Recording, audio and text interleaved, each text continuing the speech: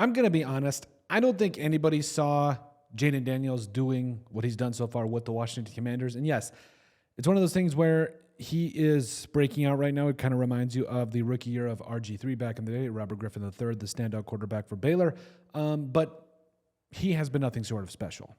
Jayden Daniels it is. And really, this rookie class for the Commanders has been pretty respectable, and today we're going to cover it on exactly how the rookie class has done for Washington so far in 2024, and so let's jump right into it. So yes, Jayden Daniels has been a really big piece to this offense and everything so far. So you're seeing here is completing over 75% of his passes, has 6 touchdowns, 2 picks, over 1,400 passing yards, Also has 66 carries for 372 yards and 4 touchdowns. So he just continues to get it done. There's really not a lot you can say about Jayden Daniels other than the fact that he has been a very pleasant surprise for the Commanders and everything. And then in the second round, yes, Jer'Zhan Newton, the defensive tackle coming up out of Illinois. I didn't think he was going to fall this far, but good for Jer'Zhan Newton. Has looked really, really good so far. He's been getting a little bit of run, but not much. 6 games, 11 tackles, 2 pressures, a 45.1 PFF pass rush grade according to PFF. A PFF pass rush grade according to PFF. Nice job, Colton. But anyway, he's going to get a lot more run now that Jonathan Allen is out, and I'm really hoping that he can run with it because I know he is going to be a very special player. Still in the second round, 50th overall, the Commanders selected Mike Sainristil, the corner out of Michigan, and I'm not going to lie, it was a little rough to start things out with in the first 3 games. I think he allowed a touchdown, but then after that, he's really settled into himself and done some really good things so far on the season. 35 tackles, has a pick, has been targeted 28 times for 21 catches, 205 yards, and 3 touchdowns.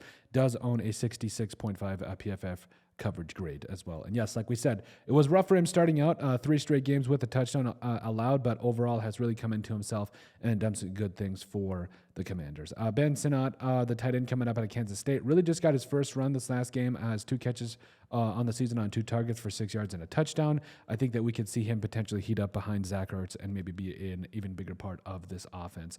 Brandon Coleman, the guard out of TCU, has gotten a couple of starts and gotten a little bit of run here early on in the season. 177 snaps so far, 2 sacks allowed, has allowed 11 pressures, and has a 60.1 overall PFF grade.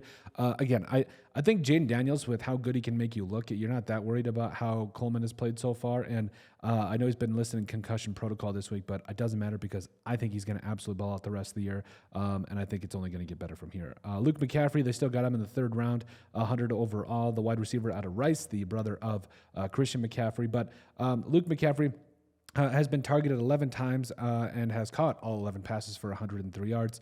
He's going to be a good player. I full-heartedly believe that.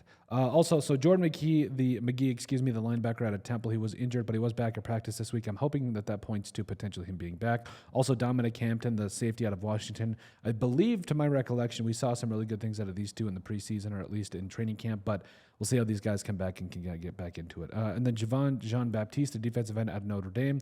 If memory serves, he has a sack this year, and I believe it was this last game, but with an already very, very talented defensive line, I don't know that Jean-Baptiste is going to get a lot of run, but the fact that he's already gotten some playing time as a 7th-round pick really does show you something. So a lot of good building pieces with this draft class. Obviously, Jayden Daniels is going to be your future franchise quarterback, or is your franchise quarterback. You got Jer'Zhan Newton, who I think is going to heat up here.